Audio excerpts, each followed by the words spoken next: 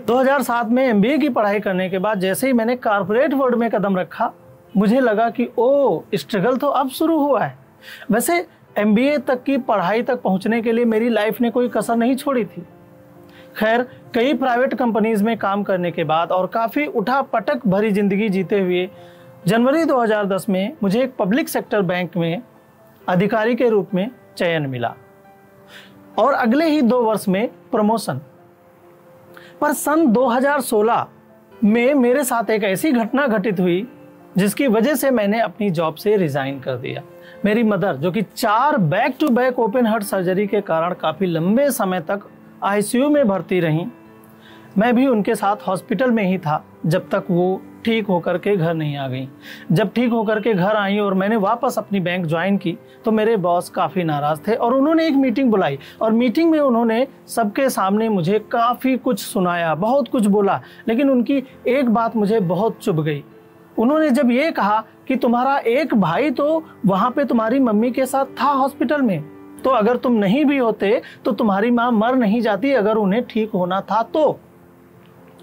Meeting के बाद उन्होंने मुझे अपने केबिन में बुलाया। शायद रियलाइज किया होगा कि हो सकता है मैंने कुछ ज़्यादा बोल दिया, और कहा भी उन्होंने कि मैंने कुछ ज़्यादा बोल दिया, इसके लिए मैं सॉरी बोलता हूँ, और मुझे गले लगा लिया। मैंने भी इसे एक ऐसे ही इंसिडेंट और इंसान की गलती समझ के माफ़ करना समझा और बोला कि ज़्यादा इसको सोचने की ज़रूरत नहीं है, चलो इसको पास होने देते हैं। मेरे वापस आने के बाद 3 दिन के बाद फिर से उनका फ़ोन आता है और इस बार मैं कुछ समझ पाता उसके पहले ही उन्होंने मुझे इतना कुछ सुनाया, इतना भला बुरा कहा, और उसके बाद उन्होंने ये तक बोला कि मैं तुम्हारी खाट खड़ी कर दूंगा, मैं तुम्हारा ये कर दूंगा, मैं तुम्हारी नौकरी खा जाऊंगा, मैं तुम्हारा सब कुछ बर्बाद कर दूंगा।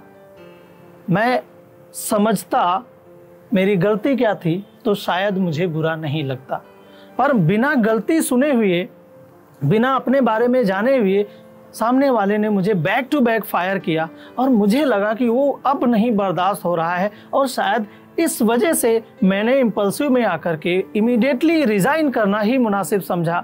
और दोस्तों, मैंने उसी दिन 16 सितंबर 2016 को अपनी जॉब से रिज़ाइन कर दिया।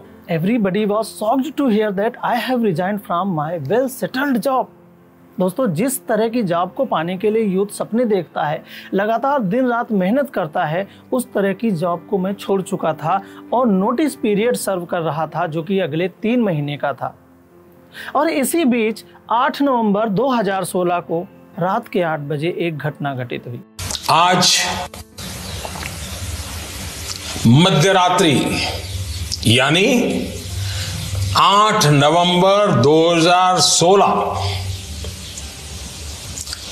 की रात्रि को 12 बजे से वर्तमान में जारी 500 रुपए और 1000 रुपए के करेंसी नोट लीगल टेंडर नहीं रहेंगे, यानी ये मुद्राएं कानूनन अमान्य होगी। अनाउंसमेंट ने कुछ और तो नहीं किया, पर लोगों की जो मेरे प्रति धारणाएं थी उनको हवा जरूर दे दी। किसी ने कहा कि निकाल दिया गया, किसी ने कहा पागल हो गया है, किसी ने कहा फ्रॉड किया है इसने, किसी ने कहा कि गलत तरीके से नौकरी ली थी इसीलिए कोर्ट ने इसे बाहर किया है, किसी ने कहा बहुत माल कमाया है नोटबंदी में इस लड़के ने। मेरी पूरी फैमिली, खासकर मेरे माता पिता और मेरी वाइफ के पैरों तले जैसे जमीन ही खिसक गई थी। 15 दिसंबर 2016 को मेरी जॉब से, मेरी बैंक से रिलीविंग भी हो गई। दोस्तों, इन बीच मैंने ये ज़रूर सोचा कि ये मेरा जो डिसीजन था ये इम्पल्सिव डिसीजन था और ये एक आवेश में लिया गया निर्णय था। दोस्तों, काफ़ी इमोशनल होकर के जब निर्णय लिया जाता है तो कभी कभी आपको सफ़र करना पड़ता है और आपके साथ साथ आपकी फैमिली भी सफ़र करती। मैंने भी बहुत ठोकरें खाई, लेकिन चूंकि मैं वहाँ से तो रिजाइन कर चुका था और अब मेरे पास एक रास्ता बचा था खुद को प्रूव करने का। दोस्तों, जॉब के दौरान सन 2015 में मैंने अपने होम डिस्ट्रिक्ट में एक स्कूल भी खोला था, प्ले स्कूल के था वो, और उस प्ले स्कूल को सोचा कि चलो कुछ नहीं, इस प्ले स्कूल को मैनेज करूंगा, बढ़ाऊंगा, लोगों तक एजुकेशन का प्रसार करूंगा और इसलिए मैं बड़ी ही खुशी के साथ अपने स्कूल को मैनेज करने लगा। साथ ही साथ मैंने ये सोचा कि जो मैंने किया इमोशंस में आकर के ऐसा कोई दूसरा यूथ न करे, और दूसरी मैंने किन परिस्थितियों में लड़ करके किस तरह से अपने आप को संभालते हुए इतने बड़े बड़े अचीवमेंट्स किए, वो मैं सब एक यूथ को बताना चाहता था। और इसीलिए मैंने सोचा कि क्यों न ट्रेनिंग फील्ड पकड़ी जाए।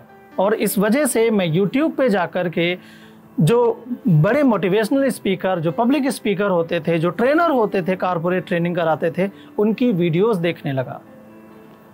काफ़ी कुछ लर्न करने के बाद मैंने स्कूल्स और कॉलेजेस में अपने टॉक शोज शुरू कर दिए। जल्दी ही दिसंबर 2018 में मैंने लखनऊ में एक ऑफिस खोलने की सोची और एक जगह फाइनल भी कर दी, और उस ऑफिस को खोलने के लिए मेरी तैयारी शुरू हो गई। ऑफिस का डेकोरेशन का काम चल रहा था। इसी बीच मेरे कुछ नोन सोर्सेज जो थे, जो मेरे जानने वाले लोग थे, उनके जरिए मुझे लखनऊ में 2 प्रोग्राम ऑफर हुए। प्रति प्रोग्राम 25,000 रुपये भी फाइनल हुआ। पर दोस्तों, नियति को कुछ और मंजूर था, और उस वजह से दिसंबर 2018 में मेरे वो दोनों प्रोग्राम एनआरसी बिल के विरोध में हो रहे प्रदर्शन की भेंट चढ़ गए। खैर, कोई बात नहीं, मैं अपने ऑफिस पे फोकस्ड रहा और सोचा कि चलो ये गया तो कुछ और मिलेगा। और इस वजह से मैंने अपने ऑफिस को बढ़िया डेकोरेट करा के और उसका पूजा पाठ किया। मार्च 2019 में मैंने वहां से बैठने के लिए तैयारी शुरू कर दी। पर अभी 2019 में भी मेरे साथ कुछ ऐसा खेल होने वाला था कि जिंदगी पूरी तबाह होने जा रही थी। और इसीलिए एक दिन अचानक 2019 में कोविड जैसी भयानक बीमारी ने पांव पसार लिए, पूरे विश्व को अपने कब्जे में ले लिया, और हमारा देश लॉकडाउन के आदेशों का पालन करने लगा।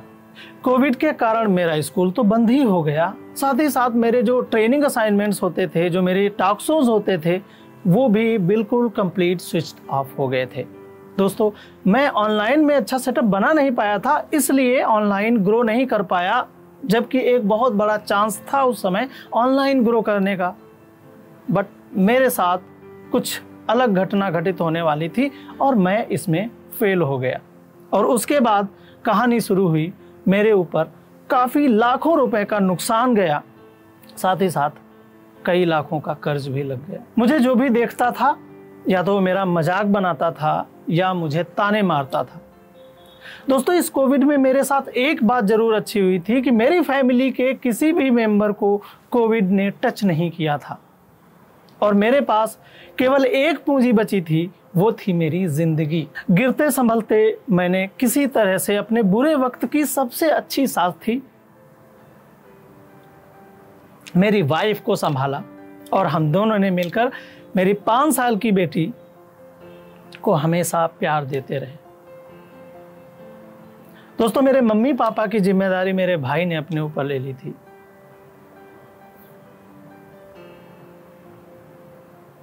दोस्तों, आपका कितना भी बुरा वक्त क्यों ना चल रहा हो, पर कुछ लोग ऐसे होते हैं जो बिना किसी स्वार्थ के आपके साथ खड़े रहते हैं।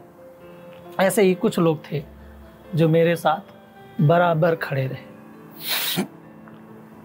2 साल के लंबे अंतराल के बाद अप्रैल 2021 में मैंने अपने दोस्तों के साथ मिलकर के एक वेंचर की शुरुआत की और सोचा कि अब ट्रेनिंग और असाइनमेंट के बिजनेस को फिर से स्टार्ट किया जाए।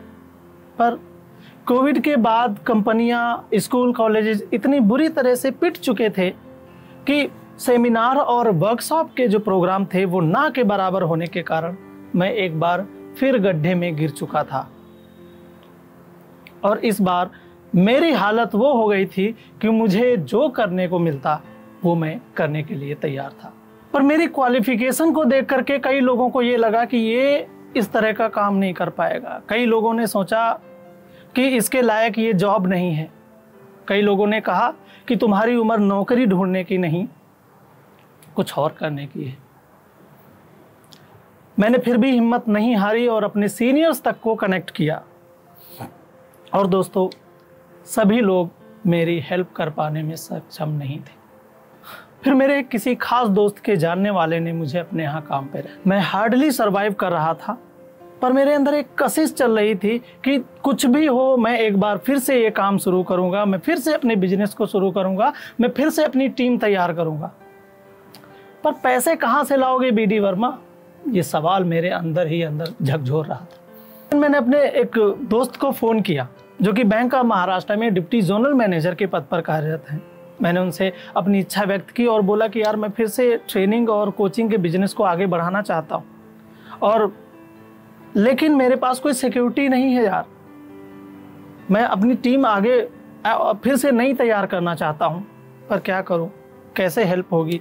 बैंक बिना सिक्योरिटी तो कोई लोन भी नहीं देगा। मेरे दोस्त ने कहा तुम सिर्फ डॉक्यूमेंट्स तैयार करो, बाकी चीज़ें मुझ पर छोड़ दो, आखिर मैं किस दिन काम आऊँगा। और उनकी हेल्प से आज मैंने फिर से अपनी एक छोटी सी टीम तैयार कर ली। दोस्तों, भले ही जीवन में मैंने कितने भी अप्स एंड डाउन्स देखे हों, पर MBA जैसी डिग्री लेना, कॉर्पोरेट वर्ल्ड में 15 साल तक का एक्सपीरियंस गेन करना और उसके बाद अपनी डूबती हुई कंपनी को फिर से शुरू करना बहुत आसान नहीं होता है। तो अगर मैं कर सकता हूं तो आप क्यों नहीं कर सकते? और इसीलिए दोस्तों मैं आपके सामने हाजिर हूं, आपको वो सब सिखाने, जैसे कि कौन कौन सी गलतियां जो मैंने की और आपको नहीं करनी चाहिए, कैसे आप बार बार फेल होकर के भी खुद को संभाल रख सकते हैं और जीवन में एक नया अध्याय शुरू कर सकते हैं, कैसे आप विपरीत परिस्थितियों में भी होकर आप अपनी समस्याओं से लड़ सकते हैं, कैसे आप अपने पर्सनल और प्रोफेशनल लाइफ को बैलेंस कर सकते हैं, कैसे आप